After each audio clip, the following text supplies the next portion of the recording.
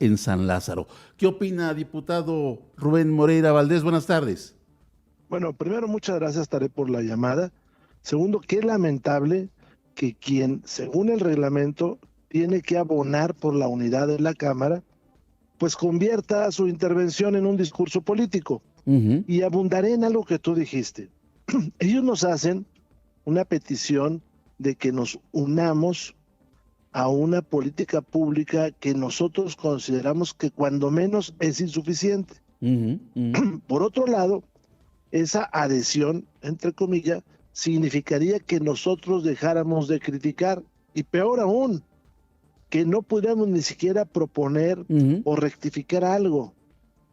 Me preocupa que tenemos una amenaza en el horizonte que todos conocemos, sí, pero que Morena, en lugar de enfrentarla pues con la ciencia, con amor a la patria, con prudencia, con unidad, quiera construir un discurso político trasnochado, que es lo que nosotros vimos. Y este adjetivo, pues no se lo podemos tolerar a este tipo por ninguna manera, ¿eh? Preguntarle en este sentido, ¿el lucro político es algo que acompaña siempre a los personajes, siempre a los actores que discurren en ese ambiente? ¿Cómo separar entonces la ideología del pragmatismo? Y me quiero referir a lo siguiente. Deben haber especialistas que estudien no solo a los personajes, sino también que sugieran a manera de consejo cómo abordar ciertos asuntos. Y me quiero referir a que, en mi opinión periodística, no es bueno salir a desmentir, no es bueno salir a contrariar o incluso a exhibir la estrategia que en diplomacia debes proseguir en un conflicto como el que enfrentamos con Estados Unidos. Pues efectivamente, el problema que tenemos ahora enfrente es de alguna manera generado por el pasado gobierno y alimentado por una técnica que tiene el nuevo presidente de Estados Unidos para debatir. Incluso, si ustedes ven a quién se refiere en su informe, en su discurso de inicio de mandato, pues es al 25 presidente de los Estados Unidos, William McKay. ¿Qué hizo William McKay? Pues era conocido como el Napoleón del proteccionismo, impulsó una ley que llevó los aranceles al 50%, impulsó una guerra que le permitió quedarse con Cuba, Filipinas, Guam y Puerto Rico, y fue el que hizo que Hawái fuera un estado de la Unión Americana. Además de una política antichina muy importante.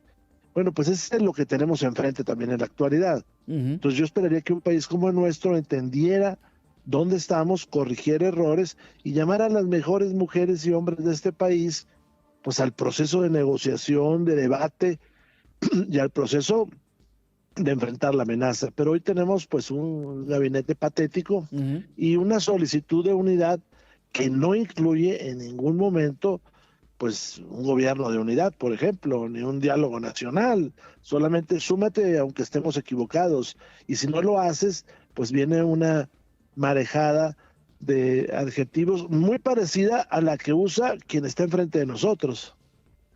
¿Qué propone el PRI en esta coyuntura? ¿Cuál es la visión que tiene el Revolucionario Institucional y sus diputados, senadores en el Congreso de la Unión para hacer frente a las amenazas de Trump?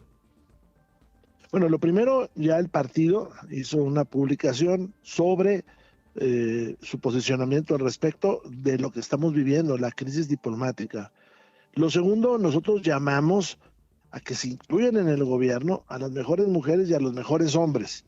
Y también hacemos un llamado a un gran debate que nos permita construir estrategias, que Morena reflexione lo que ha hecho en los últimos años. Mira, apenas en diciembre lo hablábamos, Tarek, pues retiraron recursos al presupuesto del Instituto de Migración, de la Comisión de Refugiados, de la defensa de los mexicanos en el extranjero. No tenemos director de migración, no se ha ratificado al embajador, no tenemos titular de la Comar.